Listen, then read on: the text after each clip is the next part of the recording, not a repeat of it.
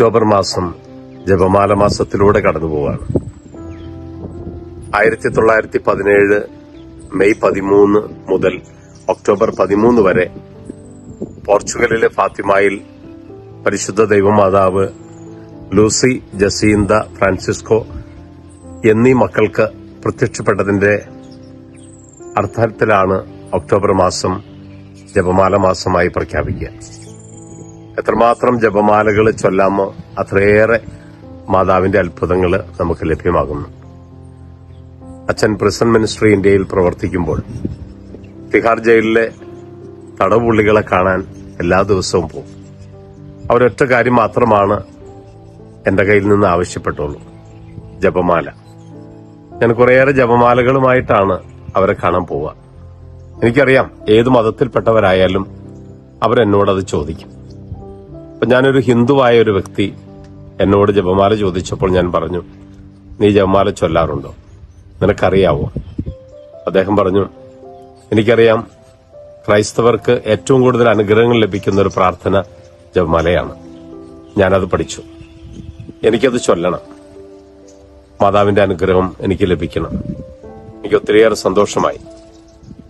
ഒത്തിരിയേറെ മറ്റു മതസ്ഥർ പോലും ജപമാല ചൊല്ലി പ്രാർത്ഥിക്കുന്നുണ്ട്.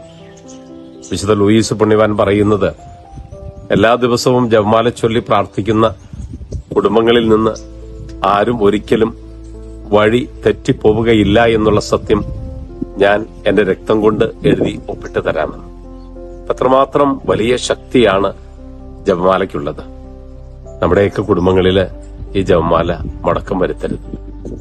നമ്മുടെയൊക്കെ വ്യക്തിപരമായ ജീവിതത്തിൽ ഈ ജപമാല മുടക്കം വരുത്തരുത്.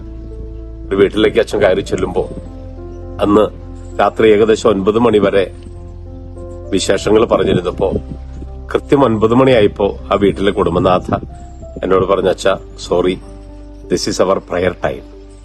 ഇത് ഞങ്ങളുടെ പ്രാർത്ഥനാ സമയമാണ്. എല്ലാ ദിവസവും 9 മണിക്ക് കൃത്യമായി അവർ ജപമാല ചൊല്ലി പ്രാർത്ഥിക്കും. ഈ ഓസ്ട്രേലിയയിലെ ഒരു കുടുംബത്തിൽ ഞാൻ കണ്ട ഒരു കാഴ്ചയാണ്. എനിക്ക് ഒത്തിരി സന്തോഷമായി. നമ്മുടെയൊക്കെ കുടുംബങ്ങളില്, വ്യക്തി ജീവിതത്തില് ഈ ജപമാല മുടക്കരുത്. അത് വലിയൊരു അനുഗ്രഹമാണ്, വലിയൊരു കൃപയാണ്. അമ്മയിൽ നിന്ന് ഏറ്റവും കൂടുതൽ അനുഗ്രഹങ്ങളും കൃപകളും നമ്മളൊക്കെ സ്വീകരിക്കുന്നത് ഈ ജപമാലയിലൂടെയാണ്. അതുകൊണ്ട് ഈ ജപമാല മാസത്തിൽ എത്രമാത്രം ജപമാല ചൊല്ലി പ്രാർത്ഥിക്കാൻ കഴിയുമോ അത്രയേറെ പ്രാർത്ഥിക്കുക. ദൈവം നിങ്ങളെല്ലാവരെയും പരിശുദ്ധ അമ്മ വഴി അനുഗ്രഹിക്കട്ടെ.